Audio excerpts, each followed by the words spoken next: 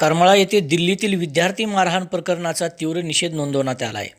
वंचित बहुजन आघाडीच्या वतीने करण्यात आलेल्या आवाहनाला विविध पक्ष संघटनांनी साथ दिल्यामुळे करमाळा येथे बंद यशस्वी झाल्याचेही दिसून आले. दिल्ली येथे जंतर मंतर मैदानावर शांततामय मार्गाने आंदोलन करणाऱ्या विद्यार्थ्यांवर दिल्ली पोलिसांनी केलेल्या लाठीमाराच्या तीव्र निषेधार्थ तसेच सोनम वांगचुक यांच्या मागण्यांना जाहीर पाठिंबा देण्यासाठी गुरुवारी 23 जुलै रोजी महाराष्ट्र बंद पाळण्याचे आवाहन वंचित बहुजन आघाडीने केले होते.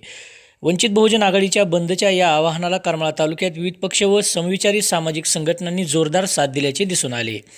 दरम्यान या संदर्भात मागणीचे संयुक्त निवेदन येथील तहसील व पोलीस प्रशासनास देण्यात आले होते. नीट पेपरफुटी प्रकरणाच्या निषेधार्थ आणि विद्यार्थ्यांना न्याय मिळावा यासाठी दिल्लीत शांततापूर्ण आंदोलन सुरू होते. या आंदोलकांवर पोलिसांनी कोणाच्या आदेशावरून लाठीचार्ज केला याची सखोल चौकशी झाली पाहिजे. केंद्रीय शिक्षण मंत्री धर्मेंद्र प्रधान यांनी राजीनामा द्यावा अशी मागणी यावेळी निवेदनातून करण्यात आली. करमाळा शहरातील विश्वरत्न डॉक्टर बाबासाहेब आंबेडकर स्मारक येथे वंचित बहुजन आघाडीसह महाविकास आघाडी, राष्ट्रीय समाज पक्ष, doctor Babasaheb Ambedkar youth association, Maratha सेवा संघ, संभाजी ब्रिगेड, भीम आर्मीचे पदाधिकारी, कार्यकर्ते एकत्र आले होते. यावेळी संविधानाची प्रत तसेच तिरंगा ध्वज हाती घेऊन आंदोलनकर्त्यांना न्याय मिळण्याची मागणी करत रॅली काढण्यात आली. या प्रसंगी नागेश कांबळे, सुभाष ओहोळ, सचिन काळे, उत्तरेश्वर कांबळे, यशपाल कांबळे, सचिन अब्दुले, विशाल लोंढे, संतोष वारे, अमरजित साळुंके, अंगद देवकते, जयकुमार कांबळे, देवा लोंढे, भीमराव कांबळे, सुहास ओहोळ, अझहर शेख आदींसह अनेक प्रतिनिधी उपस्थित होते.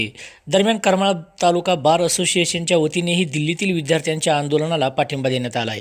बार असोसिएशनच्या सदस्यांनी निवेदन दिले असून या विषयावर संसदेत चर्चा व्हावी, केंद्रीय शिक्षण मंत्र्यांनी जबाबदारी स्वीकारून राजीनामा द्यावा, विद्यार्थ्यांना मारहाण प्रकरणाची चौकशी व्हावी, जखमी व मृत्यू झालेल्या विद्यार्थ्यांच्या कुटुंबियांना नुकसान भरपाई मिळावी, नीट परीक्षेतील गैरव्यवहार रोखण्यासाठी ठोस अशा उपाययोजना कराव्यात अशा मागण्या त्यांनी केल्यात. बार असोसिएशनचे अध्यक्ष ॲडव्होकेट योगेश चिंपी, ज्येष्ठ विधिज्ञ कमलाकर वीर, सविताताई शिंदे यांनी त्यांच्या मागण्या मांडल्या. काँग्रेस या पक्षाकडूनही दिल्ली येथे विद्यार्थ्यांना झालेल्या मारहाण प्रकरणाचा तीव्र असा निषेध नोंदवण्यात आला. काँग्रेसचे खासदार राहुल गांधी, खासदार प्रियंका गांधी यांना धक्काबुक्की करत ज्या पद्धतीने अटक केली गेली त्या प्रकरणावरही संताप व्यक्त करण्यात आला. 2 दिवसात केंद्रीय शिक्षण मंत्र्यांनी राजीनामा द्यावा, अन्यथा रास्ता रोको आंदोलन करण्याचा इशारा करमाळा तालुका अध्यक्ष प्रतापराव जगताप यांनी दिला आहे. दरम्यान करमाळा तालुक्यातील प्रमुख बाजारपेठ असलेल्या जेऊर आणि केम येथेही बंद पाळण्यात आला. वंचित बहुजन आघाडी, संभाजी ब्रिगेड आदींनी केलेल्या आवाहनाला तेथील व्यापारी, ग्रामस्थांनी पाठिंबा दिल्याचे दिसून आले. विद्यार्थ्यांना न्याय मिळावा आणि आंदोलकांवरील दडपशाही थांबावी अशी मागणी याप्रसंगी करण्यात आली आहे.